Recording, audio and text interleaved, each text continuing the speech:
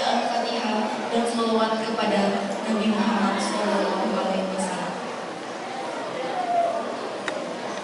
yang dipimpin oleh Ustaz Taufan. Kepadanya disilakan.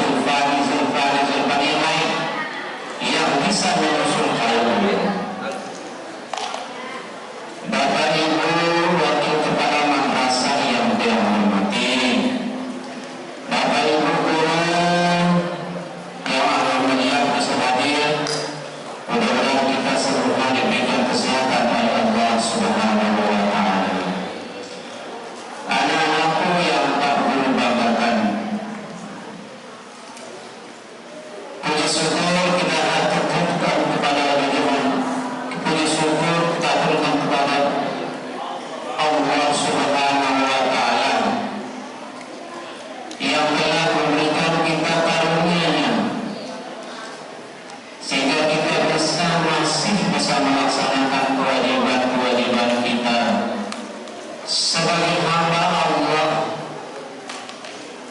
yang muttaqin. Salah satunya anak sekalian, puasa 1 kali setahun, 1 bulan di bulan Ramadan. Banyak ujian dan cobaan yang kita dapatkan pada bulan Ramadan, tapi itu bukan Allah kejam sama kita, tapi Allah sayang cinta kepada kita. Itu untuk mengukur keimanan dan ketakwaan kita kepada Allah Subhanahu wa ta'ala. Salawat serta salam kita lakukan kepada junjungan alam yang besar Muhammad sallallahu alaihi wasallam dengan ucapan Allahumma shalli ala sayyidina Muhammad wa ala ali sayyidina Muhammad. Bapak Ibu, anak-anakku yang berbahagia, Bismillahirrahmanirrahim. Nazzala biruhil amin. Dan ayat ini adalah ayat yang ke-6 yang berkaitan dengan nuzulul Al-Quran. Bisa dibuka Bapak Ibu. Nazzala biruhil amin. Artinya bahwa turun pada Ruhul Amin atau namanya Jibril. Pada ayat ini disitir dijelaskan berkaitan dengan turunnya Al-Quran yang merupakan asal muasal daripada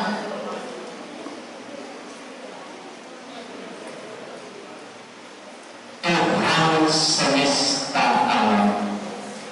Kalau ayat yang pertama, syahrul Ramadan allazi unzila fihil Qur'an hudan linnas wa bayyinatin minal huda wal furqan. Kalau ayat yang kedua, wa'lamu annama ghanimtum min syai'in fa innallaha khamsatu rasul walladzina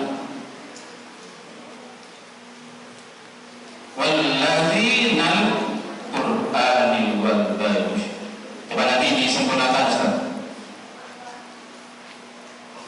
3 ayat ini dari 6 ayat yang berkaitan dengan Al-Quran, turunnya Al-Quran insya Allah. Walaupun di sini judulnya membentuk generasi cerdas yang cinta Al-Quran. Ini akan ada kaitannya dengan ayat pertama, kedua, ketiga, keempat, dan keenam, berkaitan dengan nuzulul Quran. Bisa nanti di yang pertama, Quran surat Al-Baqarah ayat 185. Yang kedua, Quran surat Al-Anfal ayat 41. Yang ketiga, Quran surat Al-Alaq ayat 1 sampai 5. Yang keempat, Al-Qadar inna anzalna wa ma adra lailatul qadr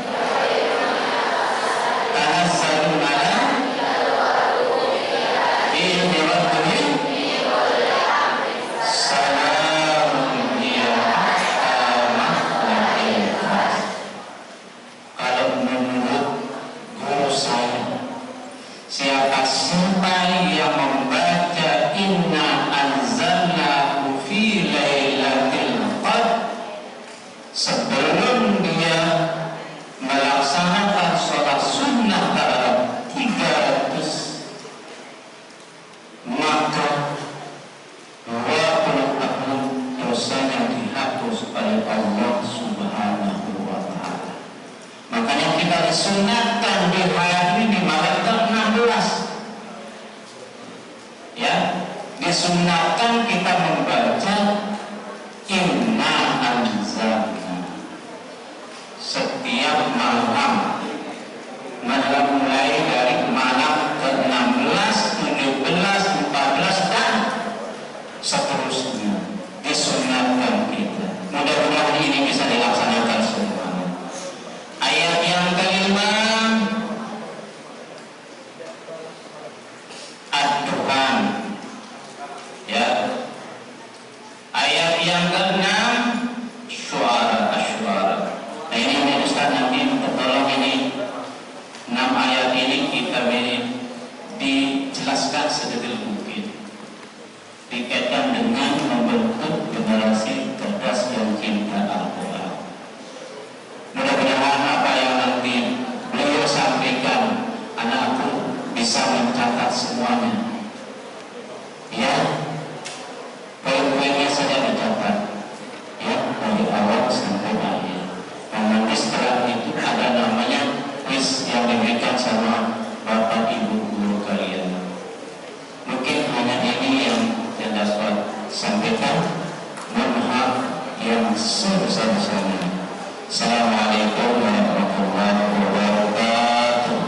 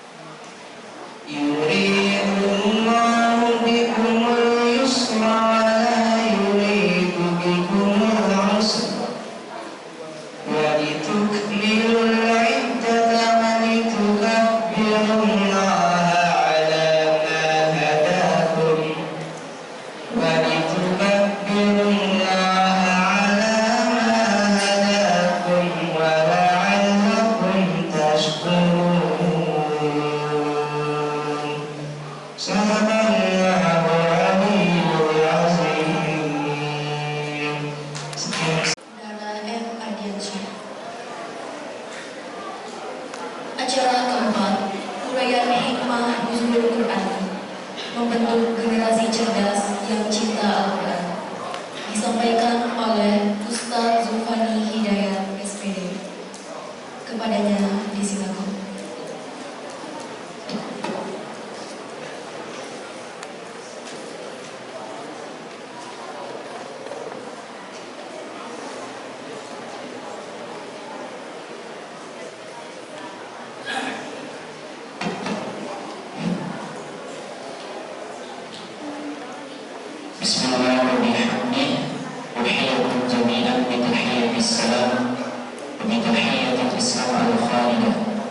Assalamualaikum warahmatullahi wabarakatuh.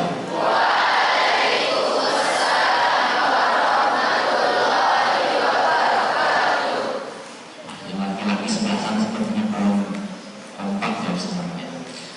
Oke, sekali lagi ya. Kana lailu dunal kamil bilal qamari wa kana an-naharu dunal kamil bila syams wa kana salami dunal kamil ila ijabatikum. Jadi malam itu tidak akan pernah sempurna tanpa ada hadirnya bulan. Siang hari tidak akan pernah disebut siang kalau tidak ada matahari. Nah, begitu juga dengan salam saya, kalau tidak dijawab juga tidak akan pernah sempurna. Maka sekarangnya saya bilang Assalamualaikum warahmatullahi wabarakatuh.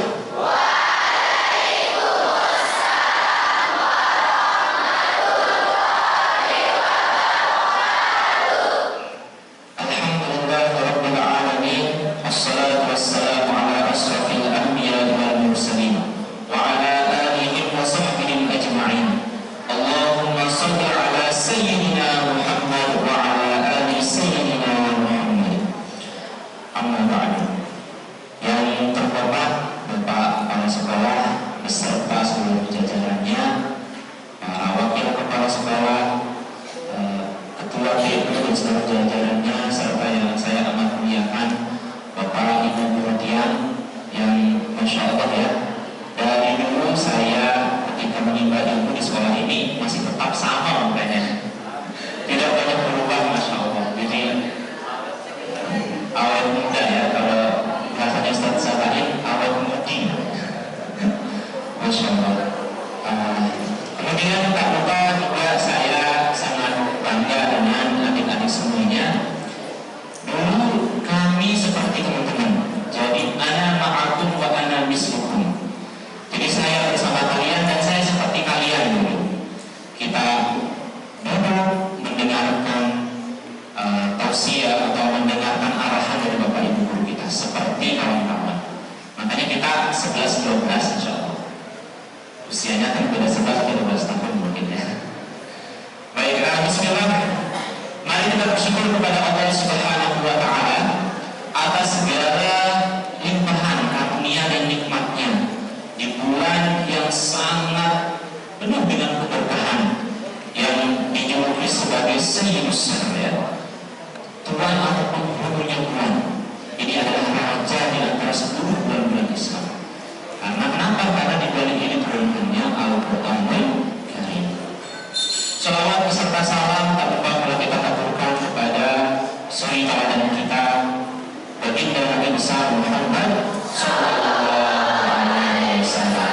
Mari kita bersalawat dengan ucapan Allahumma shalli ala sayyidina Muhammad wa ala ali sayyidina Muhammad. Ya Rasulullah sebagai sosok teladan yang seluruh episode kehidupannya di setiap fase hidup beliau itu adalah teladan, tidak ada yang sia-sia. Bahkan ketika beliau masuk ke kamar mandi pun itu menjadi suatu sunnah yang kalau kita ikuti akan mendapat pahala bagi kita yang mengerjakannya. Bayangkan teman-teman, ketika Rasulullah memasuki hal yang mungkin kotor sekalipun, kamar mandi begitu, tetap menjadi suatu ibadah bagi kita agar kita mengikuti sunnah-sunnah beliau. Masya Allah. Oke, baik, pada kesempatan hari ini yang diamanatkan oleh Bapak Ibu guru untuk memberikan uraian hikmah nuzulul Quran. Yang sebenarnya tadi dari sambutan Bapak Kepala saja sudah sangat banyak teman-teman yang bisa kita dapat, yang bisa kita pelajari, hikmah-hikmahnya sudah diuraikan tadi. Nah,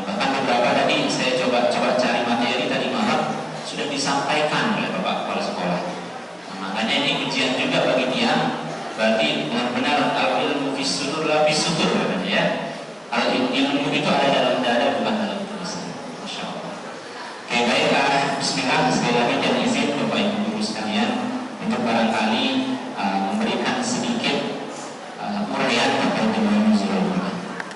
Semuanya, adik-adik saya yang saya banggakan, ketika berbicara tentang Al-Quranul Karim, kita berbicara tentang sebuah mukjizat yang terbesar yang pernah diturunkan oleh Allah Subhanahu wa Ta'ala. Dari zaman Nabi Adam sampai zaman Nabi Muhammad sebagai khatamun nabiyyin, mukjizat terbesar yang diturunkan oleh Allah adalah Al-Quranul Karim.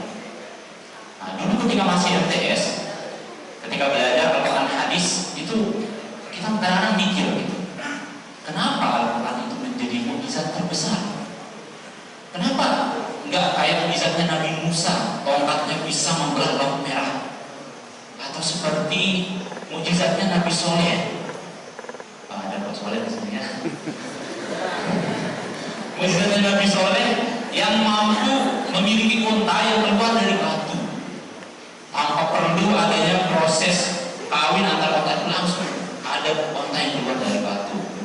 Atau mungkin seperti mukjizatnya Nabi Isa yang mampu menghidupkan orang yang telah meninggal dunia. Atau mungkin seperti mukjizatnya Nabi Daud yang dengan mudah menggunakan besi. Itu mikir gitu, Al-Quran di mana spesialnya? Ternyata teman-teman, kalau kita perhatikan, mukjizat yang diturunkan oleh Allah sebelum Allah menurunkan Al-Quran itu hanya sebatas memuaskan mata, hanya sebatas membuat takjub seketika. Dan sesuatu yang hanya memuaskan mata biasanya cepat kita bosan.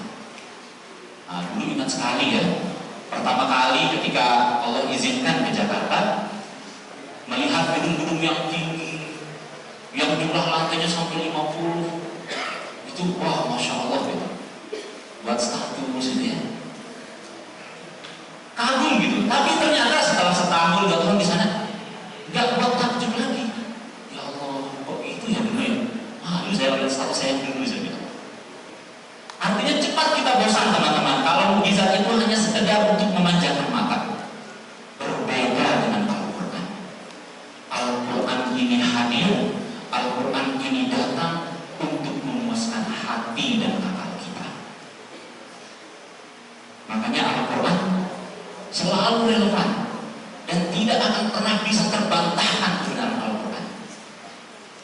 Lagian, kalaupun seandainya ada mukjizat Nabi Muhammad misalkan berupa tongkat, coba dibayangkan bagaimana susah atau lambatnya dakwah Islam nanti. Untuk sekedar punya mukjizat kita harus membawa tongkat beliau. Nah, ini mukjizatnya Nabi Muhammad. Nanti giliran dari di negara antri buat list gitu. Oh, hari ini di Indonesia digunakan untuk berdakwah tongkat Nabi katanya. Oh, nanti di Mesir katanya. Minggu depan lagi di Palestina, minggu depan lagi di mana? Di Afrika misalnya. Lama dakwah Islam itu akan tersebar kalau seperti itu mukjizatnya. Dan lagian kalau misalkan hari ini ditemukan tongkatnya Nabi Musa, yang teramat itu bukan tongkatnya, tapi izin Allah kepada Nabi Musa. Kalau tongkat itu hanya perantara saja teman-teman. Nah, kalau Al-Quran ini karena dia bukan berbentuk fisik, jadi ketika orang menjelaskan Al-Quran, ketika semakin mendalami maknanya, dia akan semakin takjub dan semakin takjub. Nah, inilah kenapa Al-Quran menjadi mukjizat yang terbesar. Nah, ini kita coba mengupas why-nya dulu ya. Ngapain sih kita harus bangga menanamkan kecintaan kita kepada Al-Quranul Karim? Nah, karena kalau di kampus itu harus selalu dibilang start with why katanya. Jadi mulai dengan mengapa, jangan apa dulu. Nah, kemudian teman-teman, Al-Quran juga satu-satunya kitab atau satu-satunya karya yang masuk dari Allah ya, yang hari ini tidak dijamin keorisinalitasannya, dijamin kemurniannya dari zaman Nabi sampai dengan hari kiamat nanti. Kalau seandainya misalkan ya, tiba-tiba ada suatu fenomena, semua buku pelajaran, semua kitab para ulama itu tiba-tiba misalkan hilang tulisannya, maka dapat kita pastikan sesuatu yang pertama kali bisa ditulis ulang oleh umat manusia dan itu tidak akan ada kesalahan satu huruf pun adalah Al-Quran. Karena Al-Quran itu dijaga bukan melalui tulisan, tapi dijaga di dada umat muslimin, fi sudurina atau fi qulubina, di dalam hati dan dada kita. Nah, makanya satu-satunya agama yang memiliki perlombaan menghafal kitab suci itu hanya Islam. Nah, pernah teman-teman menyaksikan misalkan lomba hafiz Injil? Ada nggak? Nggak ada. Atau lomba hafiz Taurat? Nggak ada. Hanya Al-Quran. Dan bayangkan Al-Quran itu 30 juz, 114 surah, dihafal oleh jutaan umat manusia, lengkap beserta rumahnya di mana, panjang pendeknya di mana, wakaf itu tidaknya di mana, itu tepat dihafal. Ini bentuk mukjizat dari Al-Quran. Nah, itu udah dua ya. Yang ketiga, teman-teman, di dalam kitab tafsir Ad-Durrul Mansur di Tafsiril Ma'thur karya Imam As-Suyuti dijelaskan bahwa salah satu cara yang paling efektif, yang paling efisien untuk menjaga kekuatan ingatan kita, untuk menjaga kekuatan hafalan kita, atau supaya terhindar dari kepikunan, itu adalah dengan membaca Al-Quran bin nazar atau dengan melihat. Kenapa teman-teman? Karena ketika kita sekedar menghafal, itu bagus mengaktifkan sel-sel yang ada di otak.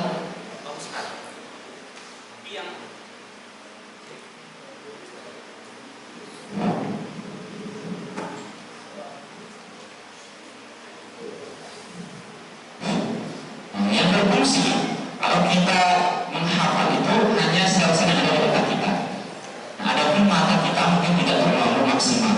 Nah, ketika kita membaca Al-Quran, teman-teman, mungkin nazar dan melihat, maka mata kita sesungguhnya sedang berzikir. Nah, kalau lisan kita bisa mengucapkan la ilaha illallah, alhamdulillah, subhanallah, dan kalimat-kalimat thayyibah yang lainnya. Nah, mata ini kan tidak bisa berbicara. Nah, zikirnya mata kita adalah dengan melihat hal-hal yang baik. Salah satunya adalah yang paling utama dengan melihat tulisan-tulisan Al-Quran. Nah, itu Ad-Durrul Mansur fi Tafsiril Ma'thur karya Imam As-Suyuti. Itu beberapa alasan teman-teman, kenapa kemudian kita harus berbangga dengan kitab suci Al-Quran yang Allah anugerahkan kepada Nabi kita, yang kemudian diwariskan secara mutawatir sampai ke generasi kita hari ini. Alhamdulillah. Oke, setelah kita why, nah sekarang kita ke what. Nah, sekarang apa? Nah, karena kita di sini temanya adalah Nuzulul Quran ya. Kita memperingati peristiwa diturunkannya Al-Quran oleh Allah Subhanahu wa taala.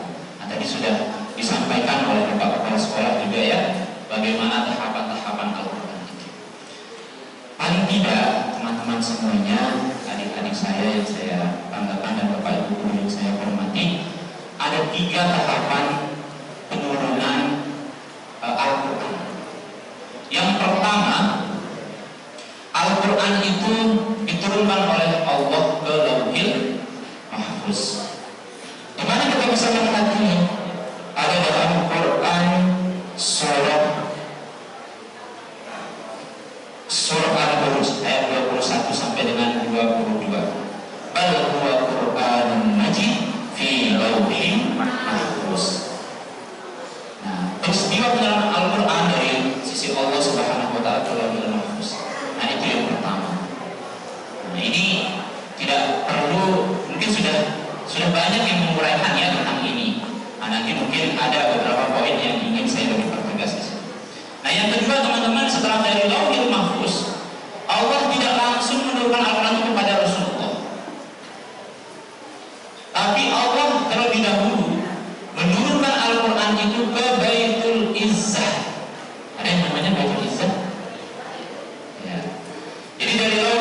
terus Allah turunkan ke Baitul Izzah atau ke langit dunia secara kamil, secara sempurna. Nah ini yang tadi dibaca juga oleh Bapak-bapak kepala sekolah, terdapat dalam Quran surah Al-Baqarah ayat 185. Nah ini kita baca syahrul Ramadan alladzi unzila fihi al-Qur'an hudan lin-nasi wa bayyinatin minal huda wal furqan. Kalau dilanjutkan faman syahida minkum syahra falyasum ila akhir. Jadi proses penurunan Al-Quran yang dari Lauhul Mahfuz ke Baitul Izzah ini terjadi pada bulan suci Ramadan. Atau kalau misalkan mengambil dari Quran surah Al-Qadr yang biasa dibaca mulai dari malam 16 sampai nanti menghujung bulan suci Ramadan. Nah itu diturunkan oleh Allah dari Lauhul Mahfuz ke Baitul Izzah. Ini secara sempurna, hamil. Jadi bukan langsung. Nah, lalu lanjut setelah Allah menurunkan di Baitul Izzah, Allah menurunkan Al-Quran ini kepada Rasulullah Sallallahu Alaihi Wasallam. Nah inilah yang diturunkan secara berangsur-angsur. Jadi tidak langsung semuanya 30 juz langsung Rasulullah hafal, tidak. Lama prosesnya, bahkan lebih dari 22 tahun. Asy-Syu'ara ya. Nazala biruhul amin ala qalbika litakuna minal munzalin. Diturunkan melalui malaikat Jibril sebagai sayyidul malaikah, sebagai pimpinannya para malaikat. Nah, kepada qalbika katanya. Nah, hitopnya memang Rasulullah kepada hati Rasulullah Sallallahu Alaihi Wasallam, supaya Rasulullah menjadi salah satu orang yang memberikan peringatan. Nah, tapi dalam kaidah tafsir teman-teman, ketika dihitung Nabi kita, sesungguhnya ada penyertaan umatnya di belakang dia. Nah, misalkan dalam Quran surah yang lain, wa ma arsalnaka illa rahmatan lil alamin, dan tidaklah aku utus engkau wahai Muhammad, kata Allah. Nah, sesungguhnya ada, saya tidak utus engkau wahai Muhammad beserta seluruh umatmu illa rahmatan lil alamin, kecuali untuk menjadi rahmat bagi sekalian Allah. Nah, makanya Nabi Muhammad dan umat Nabi Muhammad harus menjadi rahmat bagi sekalian Allah. Nah sekarang ketika sudah selesai penurunan Al-Quran dari Baitul Izzah ke Rasulullah, apakah Al-Quran itu sudah selesai penurunannya? Ya coba yang menganggap sudah selesai angkat tangan. Yang menganggap belum selesai angkat tangan. Yang bingung angkat tangan. Tidak ada. Wah, ini bingung enggak? Sudah selesai enggak? Belum selesai. Enggak. Ya, menurut pendapat dari Kiai Haji Afifuddin Dimyati ya, Mustawis, itu beliau salah satu ulama kebanggaan Indonesia saat ini ya. Beliau ahli dalam penulisan kitab. Beliau bilang belum. Quran itu meskipun sudah 30 juz ya, sudah kamil, sudah resmi, sudah sempurna penurunannya kepada Rasulullah, tapi proses penurunan Al-Quran berikutnya itu ada tahapannya, yaitu bagaimana kita menurunkan Al-Quran ini fi sudurina atau fi qulubina. Bagaimana Al-Quran ini turun di hati kita masing-masing. Bagaimana Al-Quran ini turun dalam dada kita. Karena Al-Quran itu bukan sekedar pengetahuan, bukan sekedar untuk kita hafalkan, tapi dia harus mengkristal dalam diri kita dan menjadi tingkah dan laku kita sehari-hari. Nah ini tugas kita semua ya. Jadi Quran itu bukan hanya untuk penceramah, bukan hanya untuk tuan guru, bukan hanya untuk para asatidnya di sini, tapi semua kita teman-teman, termasuk kawan-kawan sebagai siswa atau sebagai santri. Kapan Al-Quran itu turun dalam hati kita? Fi qulubina atau fi sudurina. Nah, salah satu tandanya ketika Al-Quran sudah turun pada hati seseorang, maka perilakunya, tutur katanya, sopan santunnya pasti mencerminkan Al-Quran. Jangan sampai teman-teman kehebatan dan kemuliaan Al-Quran ini tertutup oleh perilaku kita sebagai muslim. Saya jadi dari Syekh Muhammad Abdul, beliau seorang ulama besar dari Mesir. Ketika berdakwah ke Prancis, teman-teman, itu beliau punya murid, beliau didik dengan ajaran Islam yang sangat indah, yang sangat mudah. Suatu ketika Syekh Muhammad Abdul ini kembali ke Mesir, otomatis kan muridnya ditinggalkan.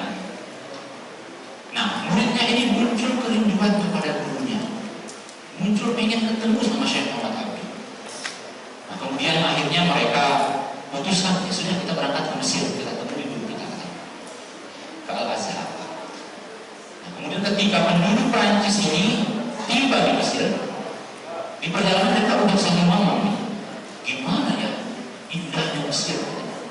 Kita saja di Prancis yang bukan mayoritas Islam, ketika mendengarkan penjelasan dari Syekh, itu Masya Allah, Islam sangat indah sekali, sangat bagus sekali. Bagaimana kalau di Mesir saja yang mayoritas Islam di sana? Nah, tapi apa yang ditemukan ketika baru pertama kali menginjakkan kaki di tanah Kinana, di negeri Kinana ya, di Mesir, itu kaget mereka. Bukannya melihat sopan santun justru ditemukan sumpah serapah, bukannya melihat kebersihan, tapi yang dilihat di musik itu sangat kotor, bahkan ada yang kencingnya sembarangan. Loh, kok begini? Gimana indah Islam yang diajarkan oleh Syekh dulu ketika kita di Prancis kan? Nah, akhirnya singkat cerita mereka sampai Al-Azhar bertemu dengan Syekh Muhammad Abdul. Ya Sayyidi, wahai Tuhan kami, wahai Syekh, katanya, kami rindu sekali dengan engkau, makanya kami kesini jauh-jauh dari Prancis pengen bertemu dengan engkau. Tapi saya punya pertanyaan, Syekh, katanya. Apa pertanyaanmu, wahai muridku? Nah, kalau masyarakat masalah itu biasanya abnai, katanya, anakku. Syekh, katanya, dulu ketika di Prancis, bukankah Syekh mengajarkan bahwa Islam itu cinta kebersihan, Islam itu sopan santun? Tapi kok di sini di Mesir yang kami dapat ini justru sebaliknya, Syekh. Apa yang salah? Nah, lalu muncullah kalimat yang legend sekali ya dari Syekh Muhammad Abdul. Beliau bilang, al-Islam mahjubun bil muslimin. Jadi keindahan nilai-nilai Islam, keindahan Al-Quran itu terhalang, tertutup oleh perilaku pemeluk Islam itu, oleh para muslimin. Makanya teman-teman kita ini, karena sudah menjadi seorang muslim, kita adalah duta bagi Islam. Jangan sampai perilaku kita ini justru membuat orang menilai Islam tidak baik. Jangan sampai kemuliaan Al-Quran itu tertutup dengan jeleknya perilaku kita. Karena orang-orang di luar Islam itu dia tidak membaca Al-Quran, teman-teman. Mana mereka baca tafsir? Enggak. Nah, yang mereka lihat adalah perilaku muslimnya. Nah, dilihat, oh ini muslim ternyata sopan ya, berarti agama mereka mengajarkan kebaikan. Tapi kalau muslimnya berperilaku yang tidak baik, nanti dia menilai juga, ternyata muslim tidak baik-baik banget ya, atau mungkin ajarannya yang keliru. Nah, ini adalah tugas kita bersama, teman-teman semuanya, menghadirkan wajah Islam bukan hanya kepada orang yang di luar Islam, tapi kepada orang-orang di sekitar kita. Karena kan tidak semua kita di sini yang mendalami Al-Qur'anul Karim. Berikutnya, teman-teman semuanya yang dirahmati oleh Allah Subhanahu wa Ta'ala, ketika kita sudah memutuskan untuk belajar Al-Quran, maka sesungguhnya kita sudah memulai perjalanan super panjang yang tidak ada habisnya. Guru kami, Profesor Dr. Syekh Agil Husin Al-Munawar, beliau salah satu dosen yang Masya Allah sekarang usianya sudah sangat senior, tapi hafalannya itu sangat kuat sekali. Ketika mengajar ke dalam kampus tidak pernah bawa buku. Jadi semua diktat perkuliahan, semua kitab itu sudah ada terinstal di kepala beliau. Padahal sudah sangat tua dan suaranya masih sangat bagus. Nah, mungkin nanti teman-teman yang bisa searching di FTQ, biasanya beliau selalu menjadi dewan kehormatan, dewan juri gitu ya, ketika hafal atau bagaimana. Itu beliau Masya Allah sangat kuat hafalannya. Ketika mengajar tidak pernah membawa buku, tidak pernah membawa kitab. semua sudah ada dalam Al-Quran. Nah, Al-Quran ini disebutkan oleh Profesor Dr. Syekh Agil Hussein Al-Munawwar memiliki banyak cabang ilmu yang disebut sebagai ulumul Quran. Ulum ini jamak dari kata ilmu ya. Jadi ilmu-ilmu Al-Quran itu katanya sekarang cabangnya lebih dari 36 cabang. Salah satu dari cabang ilmu Al-Quran itu seperti tahfiz, itu ilmu Al-Quran. Kemudian tahsin, ada waqaf ibtida, ada nasih wa mansukh, ada kemudian ayat-ayat ahkam, ada ayat-ayat mutasyabihat. Yang kalau seseorang memutuskan untuk mengambil satu bidang ilmu dari Al-Quran itu, kata beliau, maka dapat dipastikan seluruh usianya akan habis, sementara satu bidang dari yang 36 itu belum selesai dipelajari. Saking luasnya yang namanya ilmu Al-Quran. Bayangkan, dari 36 cabang itu kita ambil satu sampai kita meninggal pun belum selesai. Masya Allah. Oke, terakhir mungkin saya akan menjelaskan lalu bagaimana cara kita membentuk generasi yang cerdas dan cinta dengan Al-Quran. Nah, mungkin saya akan menguraikan cukup 4 ayat saja sebelum nanti saya tutup. Orang yang sudah memahami Al-Quran, yang sudah mengkristal Al-Quran dalam dirinya itu pasti memiliki daya juang, tahan banting. Kenapa? Ini ada dalam Quran surah Al-Fatihah ayat 6 dan 7 ya. Sekarang kita coba uraikan. Kenapa kita harus menjadi generasi yang tahan banting? Karena kita meminta kurang lebih paling tidak minimal 17 kali kita meminta kepada Allah dalam doa kita di dalam sholat kita. Ketika membaca Al-Fatihah, ketika kita meminta ihdinas siratal mustaqim siratal ladzina an'amta 'alaihim ghairil maghdubi 'alaihim waladdallin. Tunjukilah kami jalan yang lurus, kita minta kepada Allah, yaitu jalan orang-orang yang memberikan nikmat, bukan jalan orang-orang yang kau murkai dan orang-orang yang sesat. Nah, sekarang pertanyaannya adalah mana yang disebut sebagai jalan yang diberikan nikmat itu? Nah, dalam beberapa referensi dalam marojik yang bisa kita akses, dijelaskan oleh para ulama bahwa yang dimaksud itu adalah jalannya para nabi dan rasul, jalannya para anbiya wal mursalin. Nah, sekarang cek coba dari zaman Nabi Adam terus sampai zaman Nabi Muhammad, ada nggak nabi itu yang santai-santai hidupnya? Yang misalkan udahlah nanti usia 11 tahun atau 12 tahun masuk fase bersanawiyah, nanti lanjut ke aliyah, lanjut sarjana, terus kerja, pensiun, santai. Ada nggak yang santai-santai? Dari zaman Nabi Adam, Idris, Nuh, Soleh, Ibrahim, terus sampai Nabi Muhammad, ada nggak yang santai-santai? Nggak ada.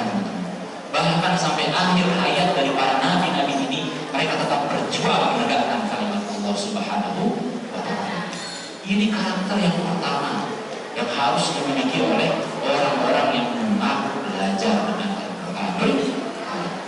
Makanya mentor saya itu, kita di perkuliahan kadang-kadang teman-teman ya ada yang mengeluh gitu, ya Allah ini tugas banyak sekali. Mungkin kawan ada yang mengeluh di sini, Allah kemarin saya dikasih tugas sama Pak Mas, matematika sulit banget, gitu, misalkan ya.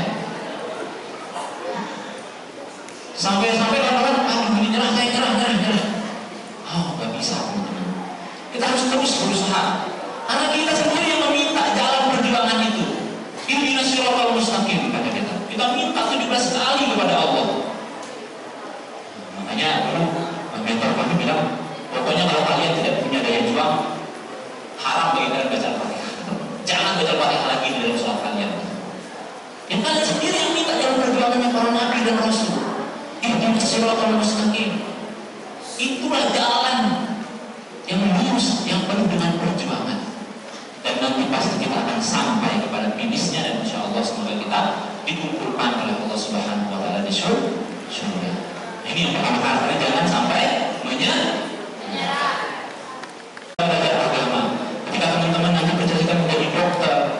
cita-cita menjadi insinyur, menjadi pilot, jangan sampai menyerah. Harus punya daya juang yang tinggi. Itu pesan tersirat dalam surah Al-Fatihah ayat 6 sampai 7. Yang kedua, teman-teman, karakter seorang generasi yang cinta dengan Al-Quran itu adalah dia harus punya jiwa pemimpin. Karena dalam Al-Quran surah Al-Baqarah ayat 30, Allah Subhanahu wa taala berfirman, "Wa idh qala rabbuka lil malaikati inni ja'ilun fil ardi khalifah." Itu diumumkan dengan para malaikatnya sebelum Adam diciptakan. Wahai para malaikat, saya hendak menciptakan seorang khalifah di muka bumi. Makanya kalau ada yang masih berpikir ya, dulu kita bikin liar kadang-kadang. Ada yang bilang, aduh, kenapa Nabi Adam ya memakan buah putih? Coba aja kalau nggak dimakan buah putih itu mungkin di surga kita. Wah, ada orang lain. Nggak perlu kita capek-capek sekolah, atau nggak perlu kita capek-capek ngerjain tugas kalau kita ada di surga. Oh, nggak bisa seperti itu, teman-teman. Jadi rencana Allah untuk menjadikan manusia sebagai pemimpin di muka bumi itu sudah ada, bahkan sebelum Nabi Adam diciptakan. Nah, makanya jangan sampai ada yang menyalahkan lagi nenek moyang kita ya, Nabi Adam alaihi salatu wassalam. Mungkin ada yang masih menyalahkan Nabi Adam ya, loh gara-gara Nabi Adam ini kita diturunkan di dunia. Nah, ini saya kasih ya, ini saya dapatkan dari beberapa ceramah kiai-kiai kita di Jawa. Jadi ternyata Nabi Adam itu sebenarnya tidak terbujuk dengan rayuan syaitan. Syaitan bilang kan, wahai Adam, engkau dilarang oleh Allah untuk memakan buah itu karena Allah nggak mau kamu hidup abadi. Itu Nabi Adam kuat imannya, teman-teman, nggak tergoyahkan sama sekali. Atau ketika syaitan mulai membujuk melalui istrinya Siti Hawa untuk membujuk Nabi Adam, itu masih teguh keimanannya Nabi Adam. Tapi ketika iblis mulai bersumpah atas nama Allah, wallahi kata iblis, wahai Adam, dulu memang benar Allah melarang kamu makan buah putih ini, tapi sekarang sudah diperbolehkan. Benar oleh iblis kan Nabi Adam? Iya. Nah, makanya ketika diinterogasi oleh Allah Nabi Adam ini, kenapa Adam mau melanggar perintah? Nabi Adam jawabannya, ya Allah, saya tidak ada terbersit sedikit pun untuk melanggar perintahmu. Tapi saya tidak pernah berpikir, oh ada makhluk yang berani berdusta dengan kebesaran namamu. Jadi Nabi Adam saking takzimnya dengan kalimat atau nama Allah, beliau percaya. Itu gak pernah terpikir Nabi Adam katanya, oh ada ya makhluk yang berani berdusta berbohong mengataskan namamu. Dengan jawaban Nabi Adam itu kan kemudian Allah luluh gitu ya. Allah kemudian menurunkan Nabi Adam, tapi diberikan banyak pesangon lah istilahnya, diberikan banyak bekal. Salah satunya wa'allama Adam al-asma'a kullaha, diajarkan kepada Nabi Adam itu seluruh ilmu-ilmu kullaha semuanya. Nah, makanya kita bisa tahu ya apa yang namanya jendela segala macam pohon itu karena pesangon atau apa ya, bekal yang diberikan oleh Allah kepada Nabi Adam alaihi salatu wassalam. Dan memang harus mestinya begitu. Jadi memang Nabi Adam akan diturunkan suatu saat kepada kerajaan dunia, ke dunia sebagai khalifah.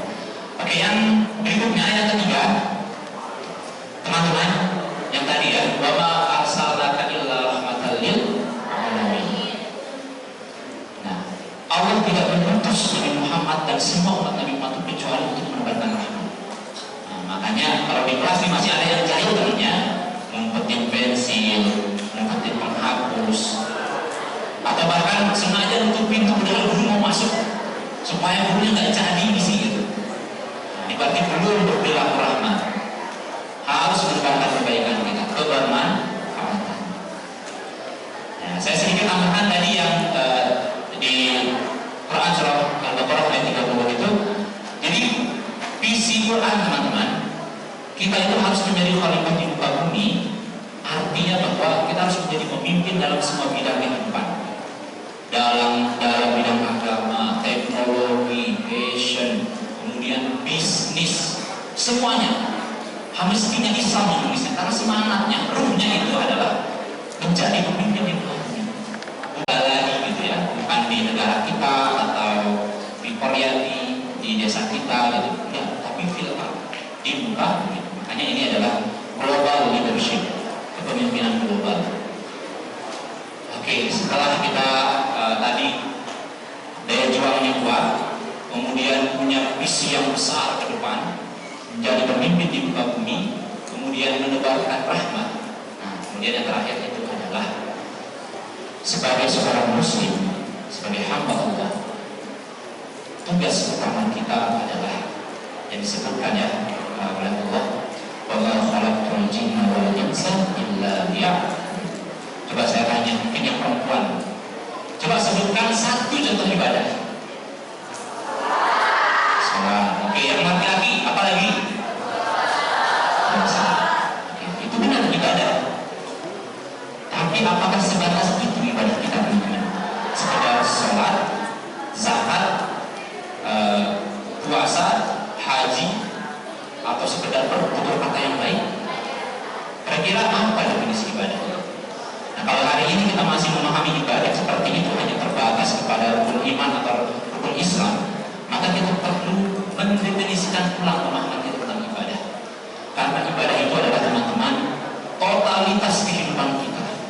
Seluruh kehidupan kita ini harus kita niatkan dalam rangka penghambaan kepada Allah Subhanahu wa Ta'ala. Nah, makanya suatu saat nanti saya yakin sekali ya, di sini mungkin tidak semua akan menjadi ahli Quran, tidak semua hafiz 30 juz, tapi nanti ada yang menjadi pembisnis hebat. Syukur-syukur nanti misalkan ada yang mungkin menggantikan Elon Musk, memimpin SpaceX atau X gitu ya, atau mungkin menggantikan Mark Zuckerberg, memimpin Facebook atau Meta perusahaannya. Nah, itu semuanya harus diniatkan untuk ibadah, teman-teman. Karena betapa banyak amalan-amalan yang terlihat seperti amalan dunia, ketika niatnya bagus, niatnya baik kepada Allah, itu akan bernilai ibadah di sisi Allah Subhanahu wa Ta'ala. Nah, inilah karakter yang mestinya kita miliki sebagai seorang muslim yang belajar tentang Al-Quranul Karim. Jadi teman-teman, kita harus bangga dengan Al-Quran ini, karena ini guidance terbaik yang akan menyelamatkan kita bukan hanya di dunia tapi nanti sampai akhirat. Mungkin itu Ustaz yang sampaikan. Terakhir yang sampaikan, jika ada sesuatu hal yang teman-teman dapatkan dan itu suatu kebaikan, maka itu adalah sinyal dari Allah akan menghadirkan kebaikan-kebaikan yang lain. Karena dalam hadis Rasul Shallallahu Alaihi Wasallam disebutkan, "May yuridillahu bihi khairan yufaqihu fiddin." Siapa yang diinginkan kebaikan untuknya, maka akan diberikan kemudahan untuk memahami agama. Dia akan diberikan akses untuk belajar agama. Tiba-tiba atau mungkin diberikan rasa ragu terhadap dirinya. Ini udah benar gak ya sholat saya? Atau ada nggak ilmu-ilmu Islam yang mungkin praktiknya belum sempurna saya laksanakan? Nah, keraguan-keraguan seperti itu sebenarnya sinyal supaya kita belajar, teman-teman. Atau mungkin suatu saat nanti di sekolah kita ada program daurah misalkan. Nah, itu bentuk fasilitas kebaikan yang Allah hadirkan karena inginkan kebaikan untuk kawan-kawan. Nah, sinyal ini jangan sampai di reject gitu ya. Jangan sampai misalkan nih, contoh juga ketika teman-teman udah scroll lagi buka IG gitu, ketika lihat banyak postingan orang, tiba-tiba muncul video dakwah. Nah, itu jangan di skip. Video dakwah itu memang sinyal dari Allah ingin memberikan kebaikan untuk kita. Kan banyak nih lagi nonton, misalkan saya lagi nonton ini Pak, saya lagi nonton Mobile Legend, tiba-tiba pas saya scroll ada muncul video Ustaz Adi Hidayah. Di skip ya terus. Nah, ini nggak saatnya kita belajar ini. Jangan di skip. Itu adalah bentuk sinyal yang Allah berikan karena Allah inginkan kebaikan untuk kita. Karena kalau teman-teman terus reject, terus di skip, nanti sinyal itu semakin kecil sampai di dalam nauzubillah. Jangan sampai nanti Allah sampai ke level istidraj gitu, udah nggak peduli dengan kita. Jadi apapun yang kita lakukan, Allah udah nggak memberikan sinyal seperti itu. Nauzubillah. Ya, sekali lagi mungkin itu yang dapat kita sampaikan. Kurang lebihnya mohon maaf jika ada hal-hal yang baik itu datangnya dari Allah Subhanahu wa Ta'ala, dan kalau ada hal-hal yang kurang baik yang salah itu datangnya dari saya selaku manusia. Kurang lebihnya saya mohon maaf Bapak Ibu yang semuanya dan adik-adik semuanya. Saya cukupkan dengan ucapan alhamdulillah alamin, dan saya tutup dengan ucapan subhanallah wa bihamdihi asyhadu an la ilaha illallah. Wassalamualaikum warahmatullahi wabarakatuh.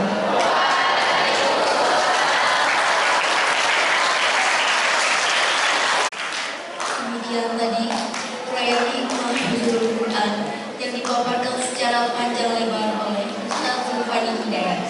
Semoga kita bisa mengambil hikmah dari paparan tadi. Kepadanya kami ucapkan terima kasih.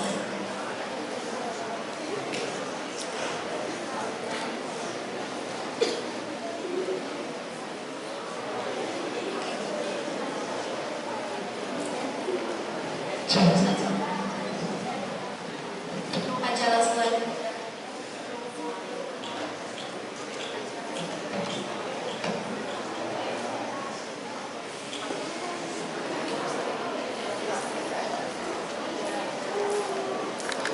Acara selanjutnya doa yang akan dipimpin oleh Ustaz Mujahid. Ustaz Muhammad Jabar. Kepadanya Bismillahirrahmanirrahim. Bismillahirrahmanirrahim. Assalamualaikum warahmatullahi. Sebelum kita sama-sama berdoa, Pak Guru mengharap kepada kita semua, terutama anak-anakku sekalian yang di belakang, yang laki maupun perempuan, berharap baik kan, laki dan perempuan, untuk mari kita berdoa secara khusus. Karena dalam sebuah hadis disebutkan sei berkumpul 40 dengan berdoa. Wajib ketika bulan-bulan sedikit. Alhamdulillahirabbil alamin. Hamdal hamidin, hamdal syakirin, hamdal radin, hamdal mustaghfirin, hamdal yuafi ni'amahu wa yukafi'u mazida. Ya Rabbana lakal hamdu kama yanbaghi jalali wajhikal karim wa 'azimi sultanik. Ya Halim ya Alim ya Alim ya Azim ya Ghafur ya Syakur. Ya Fattah, Ya Wahhab, Ya Latif, Ya Rabbal Alamin. Allahumma inna as'aluka bika an tusalliya wa tusallima ala Sayyidina Muhammadin wa ala sairil anbiya wal mursalin wa ala alihim wa sahbihim ajma'in, wa an tu'amira nahdatan wa tani wa nahdatan banati bi qulubihima ila yaumiddin, wa an tansurana wa taftaha alaina wa tarzuqana wa taghfir lana wa li jami'il muslimin. Ya Allah, ya Hayy ya Qayyum, la ilaha illa anta. Allahumma ighfir lana wa li walidina warhamhum kama rabbawna shighara. Rabbana zalamna anfusana wa in lam taghfir lana wa tarhamna lanakunanna minal khasirin. Allahumma innaka 'afuwwun karim tuhibbul 'afwa fa'fu 'anna ya karim. Jurmuna 'azimun wa 'afwuka katsirun fadfa' baina jurmina wa 'afwika ya karim. Allahumma rabbana taqabbal minna salatana wa siyamana wa qiyamana wa ruku'ana wa sujudana wa qu'udana wa tadarru'ana wa tahassu'ana wa ta'abbudana wa tarawihana wa tamim taksirana ya Allah ya Rabbal Alamin. Allahumma ja'alna wa awladana wa zurriyatana min ahli al-Qur'an wa min ahli al-ilmi wal birri was sidqi wal khair, wa la taj'alna wa iyyahum min ahli al-jahli wasyarri wal fahsya'i wal munkari wal ghairi. Allahumma barik lana fi awladina wahfazhum wa la tadurruhum warzuqna birrahum wa waffiqhum li ta'atika bi rahmatika ya arhamar rahimin. Allahumma faqihna fid din وعلمنا التأويل. اللهم إنا نسألك الهدى والتقى والعفاف والغنى. اللهم إنا نسألك الهدى والتقى والعفاف والغنى. اللهم إنا نسألك الهدى والتقى والعفاف والغنى. اللهم انصر جيوش المسلمين في فلسطين وفي بلاد المسلمين، وأهلك الكفار والمشركين زيارة إسرائيل أعداءك أعداء الدين بحق لا إله إلا الله محمد رسول الله صلى الله عليه وسلم بكم فيكون لا حول ولا قوة إلا بالله العلي العظيم.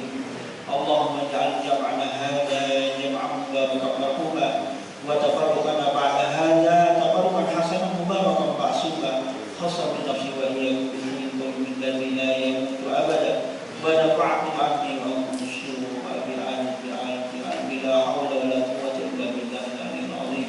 ربنا آتنا في الدنيا حسنة وفي الآخرة حسنة وقنا عذاب النار، وأدخلنا الجنة مع الأبرار يا عزيز يا غفار يا رب العالمين. سبحان ربك رب العزة عما يصفون وسلام على المرسلين والحمد لله رب العالمين. بسر الفاتحة.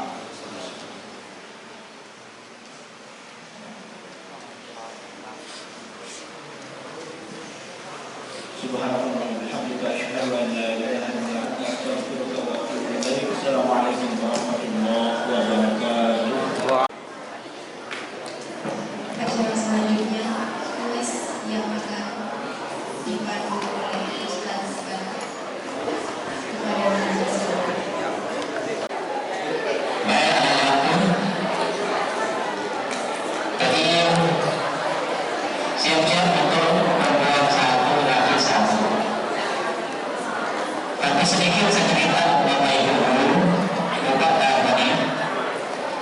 Ini yang saya alami kemarin sore. Sebelum ada kuis, saya begitu merinding di rumah saya. Ketika saya pulang dari madrasah, saya berniat salat asar di masjid Betul dekat rumahnya saya.